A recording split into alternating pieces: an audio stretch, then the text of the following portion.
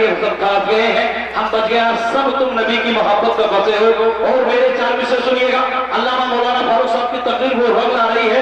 ابھی آپ نے پچھلے دنوں سنا ہوگا کہ ایک مولوی نے فتویٰ دیا تھا کہ شنکر بھگوان ہمارے پیغمبر ہیں۔ جب میں نے یہ فتویٰ سنا تو میں نے 4 سے اس تک پہنچانے کی کوشش کر رہا ہوں۔ اب سرزمین ڈھکیا پر اگر کوئی میڈیا والا میری بات ٹچ کرے تو مفتی الیاس صاحب تک میں نے کہا تھا یہ چار یہ گھر بار کیا محمد کے نام پر، ذرا جی لگا کر بولو سبحان اللہ۔ یہ جان یہ گھر بار کیا محمد کے نام پر، دے دیں گے ہم اپنی جان محمد کے نام پر، دے دیں گے ہم اپنی جان محمد کے نام پر۔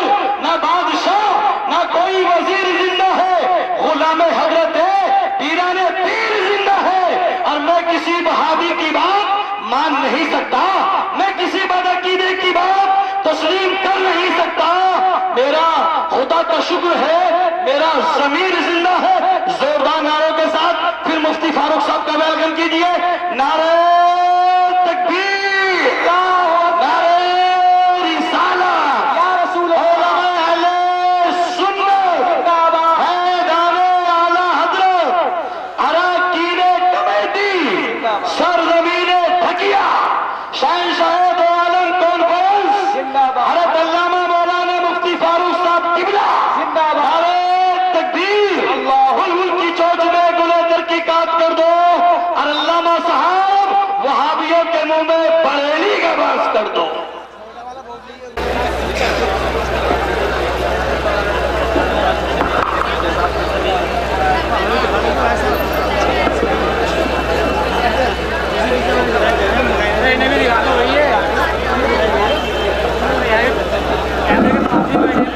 سب حضرات بیٹھنے کی کوشش کریں، افراتفری کا ماحول نہ بنائیں۔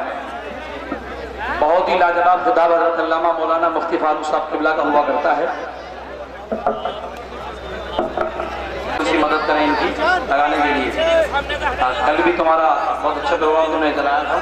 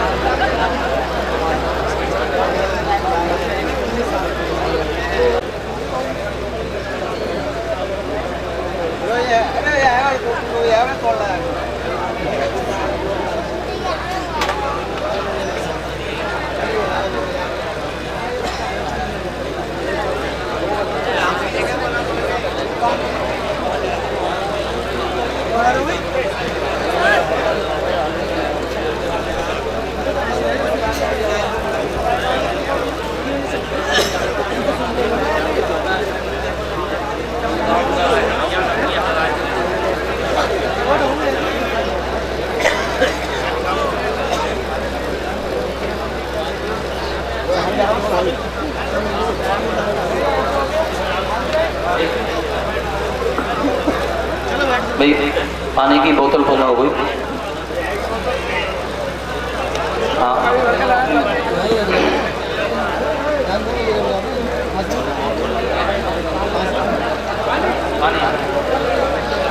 کیا دیر ہو رہا ہے؟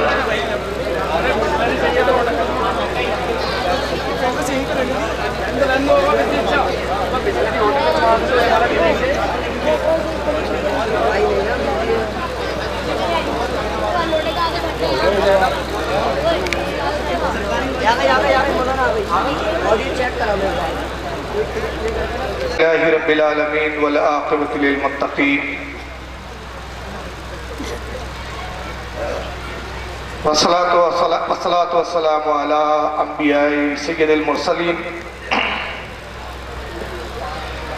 وعلى آله وأصحابه وأهل بيته وذرياته وبارك وسلم۔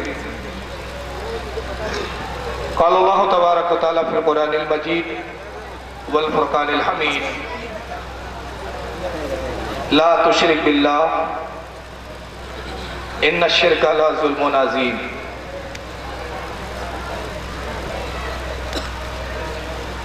صدق اللہ العظیم، صدق صادق المصدوق علیہ الصلاۃ والتسلیم۔ چھوٹو ان اللہ وملائکتہ یصلون علی النبی یا ایھا الذین آمنوا صلوا علیہ وسلموا تسلیما۔ ابھی لوگ آئے نا پاون، اللہم صلی علی سیدنا مولانا شفیعنا وحبیبنا وطبیبنا ونبینا ومولانا محمد وعلی آلہ واصحابہ واہل بیتہ وذریاتہ وبارک وسلم۔ صلاۃ و سلام علیک یا رسول اللہ صلی اللہ تبارک وتعالی علیہ وسلم۔ معتمد علماء اہل سنت کی سرپرستی میں جس کا انعقاد کیا، لائق تحسین اور لائق مبارکباد ہے یہ نوجوان، ان کے سرپرست علماء، ان کے معاونین، ان کے مددگار، جنہوں نے دل کے خلوص کے ساتھ مخلصانہ انداز میں آج اپنے نبی پاک صلی اللہ تعالی وسلم کی شان و عظمت کو سننے کے لیے اس جلسے کا انعقاد کیا۔ کہیے جا کے پروردگار عالم ان تمام نوجوانوں کی ان کاوشوں کو اپنی بارگاہ میں قبول فرمائے اور اس کا انہیں بہترین اجر عظیم عطا فرمائے۔ جیسا کہ میں نے بعض احباب کی زبانی سنا کہ ماشاءاللہ ان نوجوانوں نے اہل سنت و جماعت کے لوگوں کی اصلاح کے لیے بیڑا اٹھایا ہے اور اس تعلق سے کچھ کارۂ عظیم بھی انہوں نے انجام دیا ہے اور کوششیں ان کی جاری و ساری ہے۔ جن علماء اہل سنت کی سرپرستی میں وہ یہ کام کر رہے ہیں، یقیناً وہ علماء اہل سنت بھی لائق تحسین ہے، بالخصوص حضور مفتی صاحب قبلہ جن کی سرپرستی میں یہ سب کام انجام دیے جا رہے ہیں۔ میں حضور مفتی صاحب کے لیے بھی دعا کرتا ہوں کہ اللہ تعالیٰ ان کی عمر میں برکت عطا فرمائے، ان سے دین کی خدمت لیتا رہے اور ان کی سرپرستی میں یہ نوجوان اسی طرح دین و سنت کی خدمت انجام دیتے رہے۔ حضرات، آج کا جو عنوان ہے، قرآن کریم کی جو آیت میں نے خطبے میں تلاوت کی ہے، اگر آپ نے اس کے ترجمے کی طرف توجہ کی ہے یا اگر آپ نے سمجھنے کی کوشش کی ہوگی تو اس سے واضح ہو گیا ہوگا کہ میرا آج کا عنوان خطابت کیا ہے۔ قرآن عظیم کا پارہ نمبر 21 ہے، یہ سورہ لقمان آیت 13 ہے، جس کی میں نے تلاوت کا شرف حاصل کیا کہ اللہ فرماتا ہے لا تشرک باللہ، اور اللہ کے ساتھ کسی کو شریک نہ کرنا۔ ان الشرک لظلم عظیم، بے شک جس نے شرک کیا، اللہ کے ساتھ کسی اور ہستی کو، کسی اور ذات کو شامل کر دیا، اللہ کی ذات میں اگر اس نے کسی کو شریک کیا تو اللہ فرماتا ہے اس نے اپنے آپ پر ظلم عظیم کیا، بہت بڑا اس نے اپنے آپ پر ظلم کیا۔ عبادت کرتا ہے تو در حقیقت وہ اپنا فائدہ کرتا ہے، اپنی آنے والی زندگی، آخرت کی زندگی کو سنوارتا ہے، اور اگر خدا نہ خواستہ وہ اللہ سے روگردانی کرتا ہے، اللہ فرماتا ہے اس کی مرضی پر ہے۔ جن کے مقدر میں ہدایت ہوتی ہے، اللہ تعالیٰ ایسے اسباب، ایسے راستے پیدا کر دیتا ہے کہ بغیر ہادی کے بھی وہ حق کی طرف متوجہ ہو جاتے ہیں، اور جن کے لیے ہدایت مقصود نہیں ہوتی تو کئی بار ایسا ہوتا ہے کہ ہادی آتے ہیں، ہدایت کی طرف متوجہ کرتے ہیں، مگر وہ ہادی کی تعلیم کو فراموش کرتے ہیں، پشے پشت ڈالتے ہیں اور گمراہیت کے دلدلوں میں دھس جاتے ہیں۔ ایمان دینا ہی اللہ کے ذمے پر ہے، وہ جس کو چاہتا ہے ایمان پہ رکھتا ہے، جس کو چاہتا ہے ایمان سے دور فرما دیتا ہے۔ انسان اپنے مقدور بھر، اپنی حیثیت اور اپنی علم کے اعتبار سے کسی کو سمجھاتا ہے، تبلیغ کرتا ہے، اور توفیق دینا یہ رب العزت کے ذمہ کرم پر ہے۔ اس کے تعلق سے میں دو باتیں عرض کرنا چاہوں گا اپنی بات کی دلیل میں، تاکہ میری بات دلیل کی روشنی میں مبرہم ہو جائے اور ساتھی پختہ ہو جائے، پھر کوئی شبہ کی گنجائش نہ رہے۔ اگر آپ زمانے جہالت کا دور دیکھیں تو زمانے جہالت میں اللہ کے نبی صلی اللہ تعالی وسلم کے مبعوث کیے جانے سے پہلے دنیا کا شاید ہی کوئی ایسا خطہ تھا کہ جہاں شرک نہ ہو.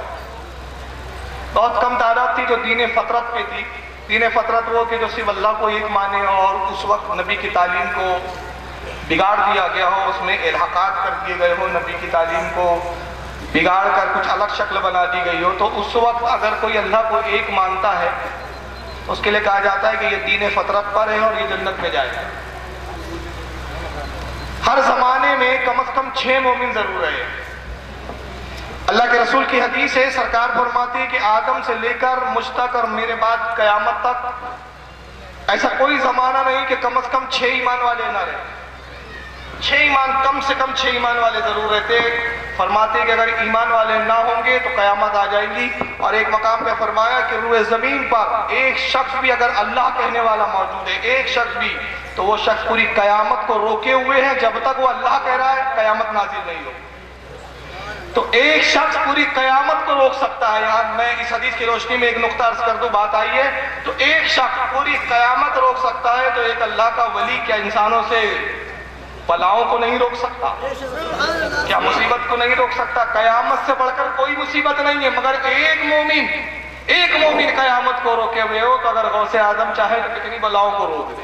یہ تو ماننے کی بات ہے, جو نہ مانے اس کے لیے کچھ بھی نہیں ہے. تو ہر زمانے میں 6 کم از کم ایمان والے رہے, اور جن کو اللہ نہیں ہوتا ہے. در حقیقت بادشاہ وہی ہوتا ہے جو خدا ہوتا ہے. بادشاہ مرتے نہیں ہیں. جب وہ مر جاتے تھے بادشاہ, تو ان کے جسم کو مسالے لگا کر, ان کو ممیز بنا کر, ممیوں کی شکل میں ڈیولپ کر کے, اور جو پیرامڈ جس کو ہم بولتے ہیں اس کے اندر اس کو رکھ دیے جاتے تھے. آج بھی کئی ہزار سال پہلے کے بادشاہوں کی لاشیں مصر کے میوزیموں میں موجود ہیں. اس کے پیچھے تصور کیا تھا ممی بنانے کا؟ ممی بنانے کا تصور یہ تھا کہ بادشاہ مرتے نہیں ہیں. در حقیقت دنیا کا نظام چلاتے چلاتے تھک جاتے ہیں, تو ایک بڑی گہری نیند میں سو جاتے ہیں, تو کبھی بھی اٹھ سکتے ہیں. لہٰذا ان کے جسم کو محفوظ رکھا جائے. اور پھر وہ پیرامڈ جو بنائے جاتے تھے, آپ نے دیکھا ہوگا آج کل میڈیا کے ذریعے تو ہر چیز آپ دیکھ سکتے ہیں. پیرامڈ بڑے بڑے پتھروں سے بنایا جاتا تھا, اور وہ در حقیقت پوری ایک دنیا ہوتی تھی. اندر خادم, غلام سب رکھ دیے جاتے تھے, کنیزیں کئی سو, اور کئی سالوں کے لیے ان کے لیے اناج اسٹاک کر دیا جاتا تھا. لیکن بچتا کوئی نہیں تھا. وجہ کیا تھا؟ وجہ کیا تھی؟ خادم کیوں رکھے جاتے تھے؟ کہا جاتا تھا خادم صاحب سب رہے, کنیزیں رہے, کہ بادشاہ صاحب پتہ نہیں کب نیند سے اٹھ جائے, اور جب نیند سے اٹھیں گے تو جس چیز کی ضرورت ہو فوراً پیش کی جائے. لیکن ہوتا یہ تھا کہ جو مر گیا وہ اٹھے کیا, اور وہ بھی کافر پہ بھی اٹھ سکتا ہے. تو نتیجہ یہ ہوتا تھا کہ وہ لاش تو لاش ہی پڑی رہتی تھی ممی بن کر. لیکن جو کنیز ہوتی تھی, جو غلام ہوتے تھے, ان میں سے جب کچھ مر جاتے تھے تو ان کی لاش سڑتی تھی, تعفن پھیلتا تھا, ایک وبائی بیماریاں پھیلتی تھی, سب کے سب مر کے ہلاک ہو جاتے. ہزاروں سال کے بعد جب ان مصر کے پیرامڈوں کو کھودا گیا, وعدہ فرمایا, کہا کہ ہم نے اس کو بچا لیا. بہرحال میرا بھی موضوع وہ نہیں ہے. تو عرض کرنا ہے کہ مصر میں بادشاہ کو خدا مانا جاتا تھا, روم میں بادشاہ کو خدا مانا جاتا تھا. اور اگر اس کے بعد ہم ہندوستان کی تہذیب لیں, ایشیا کی تہذیب, چوہے معبود, چھپکلیاں معبود, گھوڑے, گدھے, کتے, ایسا کوئی جانور نہیں. عبادت لکڑے کے معبود, پتھر کے معبود, سب معبود ہی معبود تھے. بلکہ ہندوستان کی تہذیب کا یہ حال تھا کہ میں عرض کروں, ہندوستان میں عابد کم تھے, معبود زیادہ. کسی بھی زمانے میں ہندوستان کی آبادی کم از کم 36 کوٹی نہیں رہے, لیکن 36 کوٹی معبود ضرور رہے. تو عابد کم تھے, معبود زیادہ تھے. اور اگر عرب کی تہذیب کا جائزہ لیں تو عرب کا بھی حال بڑا بدترین تھا. زمانہ جہالت کا حال یہ تھا عرب کی تہذیب میں کہ لکڑے کے بھی معبود ہوتے تھے, پتھروں کے معبود, مٹی کے معبود, اور مٹی کے مجسمے بنانا تو عام بات تھی. اور معبود کے بغیر زندگی کا تصور نہیں ہوتا تھا. مندروں میں معبود, خانہ کعبہ میں معبود, گھروں میں معبود. حد تو یہ ہے کہ جب سفر پہ جاتے تھے تو بھی ساتھ میں معبود لے کے جاتے تھے. معبود کو اپنے سے جدا نہیں کرتے تھے, لیکن تھوڑا سا فرق تھا کہ جو معبود کا یہ حال ہو کہ اپنی حفاظت نہ کر سکے, بس دل میں اس معبود سے نفرت پیدا ہوئی, اٹھایا, دیوار پہ دے مارا, پھینک دیا اس کو. اور پھینکنے کے بعد کہا کہ میں ایسے معبود سے بیزار ہوں. اور جیسے ہی مکہ میں قدم رکھا تو کانوں میں, مکے میں قدم رکھنا تھا کہ کانوں میں ایک آواز گونج رہی تھی, کچھ سننا. چنانچہ ہوا کیا؟ ہوا یہ کہ پھر رسول اللہ پر ایمان لائے, اور یہی عبد الرحمن آگے بن کر ایک ذات و شخصیت بنی جو عشرہ مبشرہ میں شامل ہے, جن کا نام ہے عبد الرحمن ابن عوف رضی اللہ عنہ. یہ ہے وہ عبد الرحمن ابن عوف. تو اللہ نے ان کے لیے ہدایت مقصود رکھی تھی तो रसूलुल्लाह की तबलीग से पहले ही इनके समझ में आ गया कि रब तबारक व तआला की ज़ात वाहिद है, वही इबादत के लायक है, उसके अलावा कोई इबादत के लायक नहीं है। लेकिन दूसरा पहलू अगर आप देखें, सलमान फारसी रज़ियल्लाहु ताला अन्हु हक की तलाश में निकले। सलमान फारसी, और सलमान फारसी जब तलाश में निकले हैं तो पहले दीन यहूद में थे, ये दीन ईसाइयत कबूल किया और उसके बाद नबी करीम सल्लल्लाहु अलैहि वसल्लम के पास हाजिर हुए और अल्लाह के रसूल सल्लल्लाहु अलैहि वसल्लम के दस्ते मुबारक में हाथ देकर इस्लाम कबूल कर लिया। हक की तलाश ने उनको यहूदियत से ईसाइयत में लाया और ईसाइयत से फिर इस्लाम में आए। और जब इस्लाम में दाखिल हुए तो बाज़ उलमा ने हमारे नकल किया है कि उस वक्त उनकी उम्र तकरीबन 250 साल थी।